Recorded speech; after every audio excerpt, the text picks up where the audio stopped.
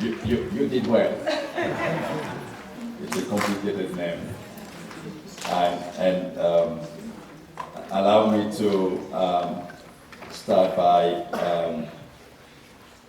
acknowledging Her Excellency Sally World-Wede, the former president of the Federal Democratic Republic of Ethiopia and champion of the WPS Forum. And Your Excellency Dr. Monique Santabagan, moi, ici, I made it, Deputy Chairperson of the African Union Commission, on your own merit, and of course representing His Excellency Musa Faki Mahamat, Chairperson of the African Union Commission, a true champion of the WPS agenda. Your Excellency Dr. Speciosa Naigaga Wandira Kazibwe, former Vice President of the Republic of Uganda and member of the AU High-Level Panel on Sudan. Your Excellency, Honorable Justice Etio Owo, Chair of the AU Panel of the Wise and Unwise Africa Co-Chair, and thank you for your very insightful remarks. Your Excellency, Maria do Rosario Braganza, State Minister of Social Affairs of Angola, Your Excellency, Susana Nalimi Zuma, former chairperson of the African Union Commission, and of course, my dear sister, who brings us all together today, Her Excellency Benita George, Special Envoy of the Chairperson of the African Union Commission on Women, Peace and Security. Your Excellency Sine Gillen, Special Envoy on Women, Peace, Security and Security of Norway. Let me also recognize our esteemed partners. And of course, there is someone I cannot miss, Her Excellency Ligarata Mulamula, my dear sister. Thank you for everything you've been doing on this agenda. Excellencies, distinguished guests, ladies and gentlemen. Let me maybe start by commenting on one word that the Special Envoy, Madame Benita, mentioned, and which is indeed a scary prospect, the pushback. And it brings me to refer to Secretary General Antonio Guterres,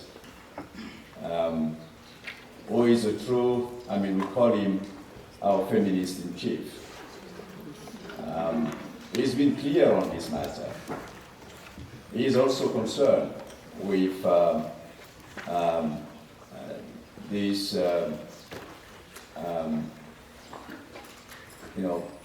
this pushback,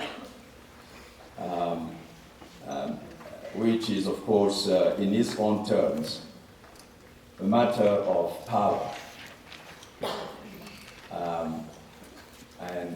It tells a story of very many insecure male leaders. We can only push back if we are insecure. And I strongly believe that I have been always privileged to be in your midst. And I've learned so much from you, the ladies, the leaders in this room. And I believe the whole continent and the world, for that matter, will stand to benefit from a gender balance and a fair representation of women in all walks of life and in all fields, especially where decision-making is at stake. And therefore, thank you for alerting us to this prospect, but we are here to tell you that we will not let it happen, at least without putting a good fight. So with these few comments, I really want to say how much I'm honored to be and privileged to be in this meeting and providing opening remarks on behalf of the United Nations at this important forum on recalibrating the women peace and security agenda across the continent. As we gather here today, we stand at a critical juncture, but at the same time, I just want to say thank you to all of you in this room, because as you are in this room, so many of our daughters, sisters, mothers are unfortunate to be the victims of the absolutely unacceptable violence that is unfolding continent-wide and beyond, where women's body have become a battleground for these absolutely senseless wars. So it's not only about statements, and it's good that we come together to make those statements, because what's at stake is our very humanity. And therefore, thank you for making time, and I'm absolutely convinced that something good will come out of these processes, even as they may look as a repetition, as they may look as a series of statements. But this is what we're good for, because this is our duty to come and remind ourselves that the call of duty has to be as tall, commensurate to the challenges we face and to the challenges women, girls, and young men too are facing outside of this room. So thank you for that. And indeed, we are at a critical juncture where the complexities of the African continent demand innovative thinking and a renewed commitment to the principles of gender equality, equity, peace, and security.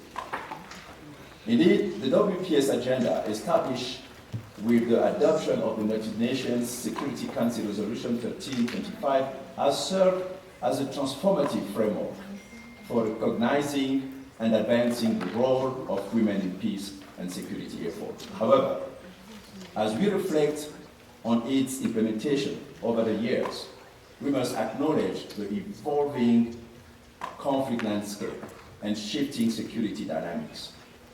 New challenges have emerged, exacerbated by global crises such as climate change, terrorism, pandemics, and rising inequalities.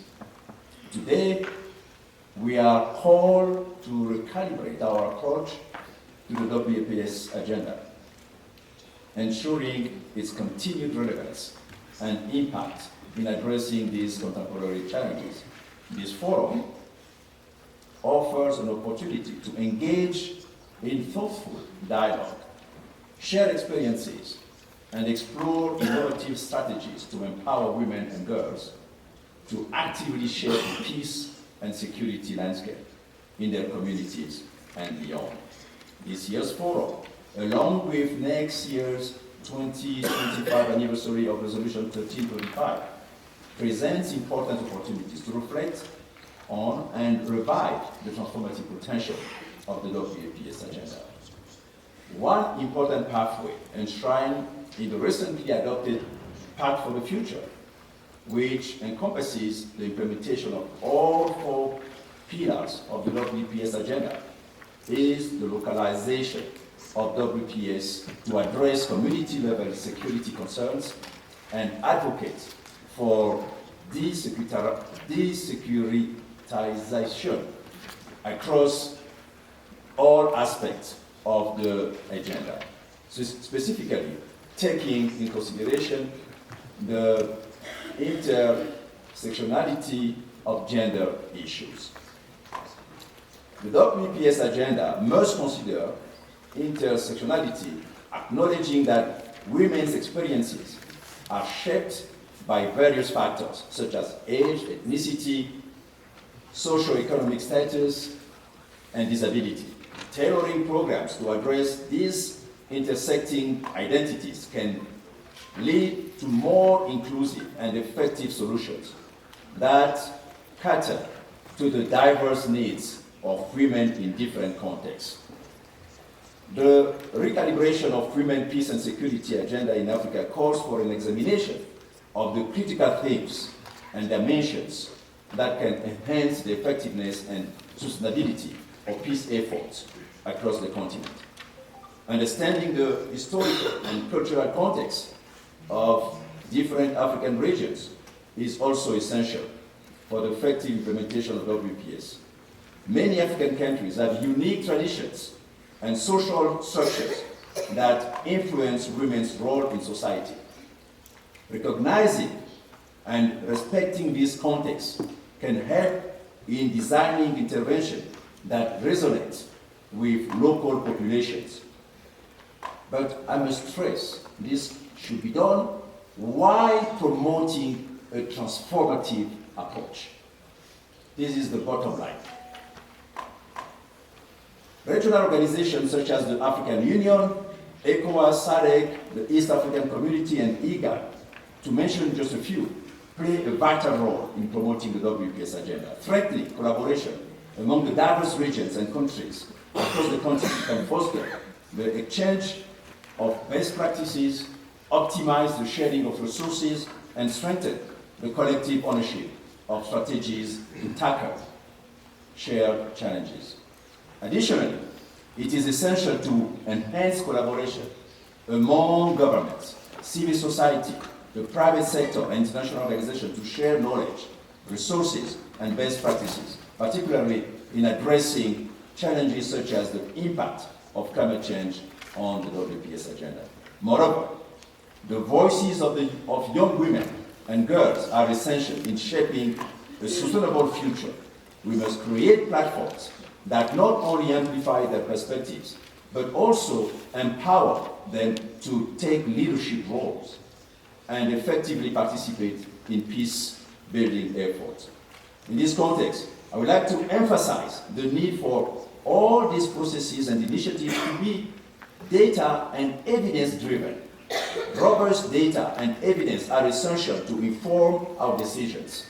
We must invest in research and data collection to gain a deeper understanding of the effectiveness of our initiatives and adapt them to meet the needs and aspirations of those we serve. As we continue our discussions, let us remain committed to a shared vision. A world where women are not only participants in peace and security processes, but also recognized as leaders and change makers. Together, we can create a fairer and peaceful future for all through comprehensive and inclusive approaches. Excellencies, ladies and gentlemen, thank you for your dedication again and commitment to the WPS agenda. I too look forward to the fruitful conversations and collaborations that will emerge from this forum. Let us inspire one another and work collectively towards our common goals and aspirations. And I thank you for your kind attention.